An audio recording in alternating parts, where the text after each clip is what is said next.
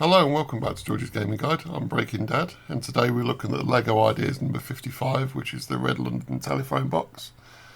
Your set number 21347 comes with 1,460 pieces, so it is quite a large set.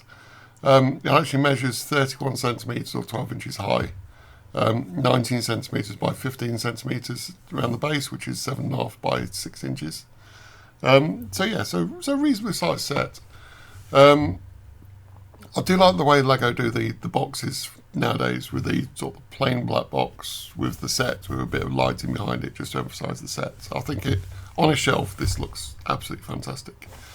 You will notice at the front as well it says the battery warning. That's because you do get a light brick in this, but we'll have a look at that with the actual set itself. I think overall it just looks nice. I do like the fact that they've put it on a London road as well, so it's actually Buildmore Road, which is quite funny. So I quite like that. If we have a quick look at the back, so again, just another picture of the set.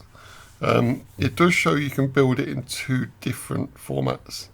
The reason for that is you've got the original sort of phone that would have been in this box, and then you've got the new version. And then you've got shows you where the light brick is. So you may be wondering why Lego have done a telephone box.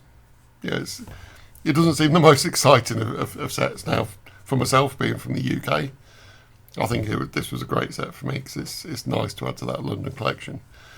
But the history behind this is the K2 London Red telephone box, this one, is actually celebrating 100 years of when it was first designed, this year, 2024. It was actually Britain's first red telephone box.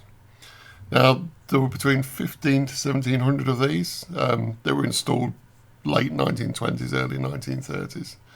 And unfortunately, there's only actually 200 that are left. But the 200 that are left have been rated as a Grade 2 listed building by English Heritage. So that's really, really nice, the fact that we are keeping this history and making sure that it doesn't go anywhere. But let's get onto the actual set.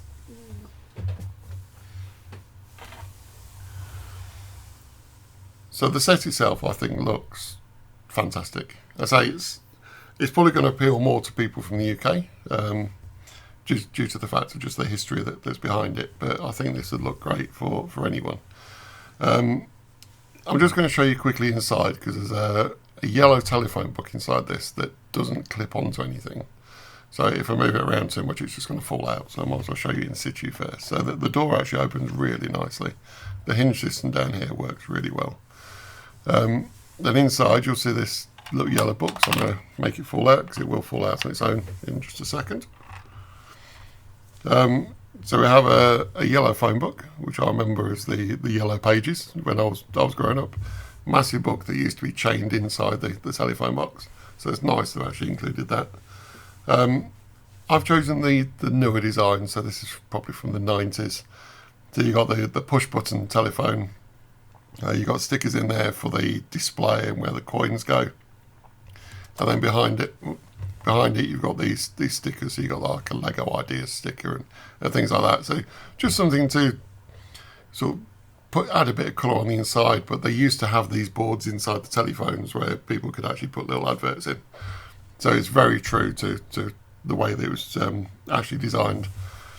At the bottom you'll see there's a nice sort of mosaic tile floor, so that works quite well. At the top you have a domed light, which I do remember the domed lights. They used to flicker quite a lot, if I remember rightly, but yeah, that's quite true to form. We've actually got printed Lego piece at the top for where it says telephone, and also the crown. I'm not sure how well the crown will pick up on the camera. But there is a telephone and crown piece on all four sides, so it's good that they were supplied as printed rather than stickers, because there are quite a lot of stickers in this. And then hidden in the top, so you've actually got this little red button here, which is quite well disguised, and that's how to turn the light on the inside, and it is really bright on this. When I built the Hogwarts Express with the lights on that, I was very disappointed because it didn't really lighten up enough to show the entire scene on the inside. But I think this works really well. It's probably the way they've designed the lighting structure on the inside to actually disperse the light. So before we move away from the inside, I just want to point out you actually get the bits for the other style of the telephone box. Now, some of the bits are used twice. So you got the stand where the book is on this side. There's a couple of pieces which go underneath the all the sticker pieces at the top.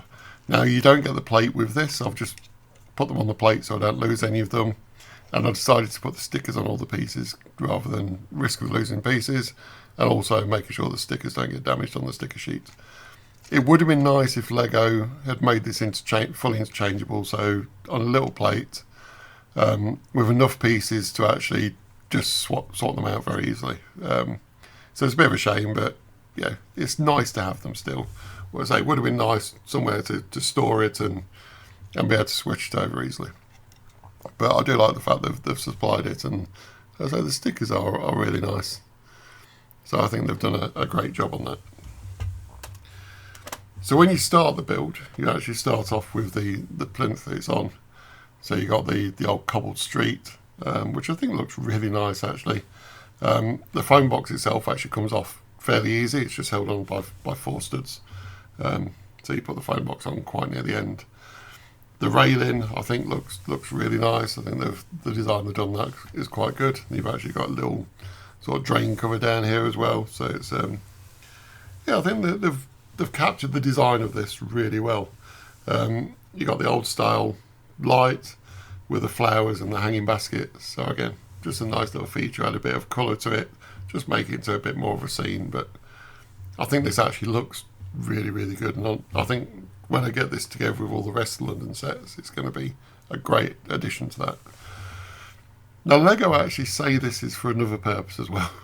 I'm not sure I'd ever use it as that, but they do actually say it's a mobile phone holder. So they've advertised it as being for on a desk, and then these 2 posts that are at the back, so you've got 2 posts here, actually is where you'd put your mobile phone. It just rests against the fence at the back. So it does work quite well. And it's quite sturdy in there because it does lean back a little way. It does push the fence slightly, but it's not a big issue, to be honest. And it's actually quite a nice little feature. I won't be using it for that because it'll be on a shelf somewhere. But if someone did want it as a gift for someone, or just have it on the desk at work or something with a mobile phone holder, I think it works perfectly well. But the set itself, I'm very, very happy with this. As I've been from the UK, it probably held a bit more value to me, the fact that it is part of my history. But it's definitely one that I'd recommend to get into your collection. As I say, not the most interesting build, but I think the end product is really, really good. So I'd love to know what you think about this. Yeah, let me know in the comments. If you've got any questions, please let me know and I'll come back to you. But thank you very much for watching. I'll see you soon. I really hope you enjoyed this video, as I'd love to know your comments on this iconic set. If you haven't already, please give me a thumbs up and subscribe to George's channel. And watch out for next Sunday's video, which is going to be George's review of the Jazz Quartet.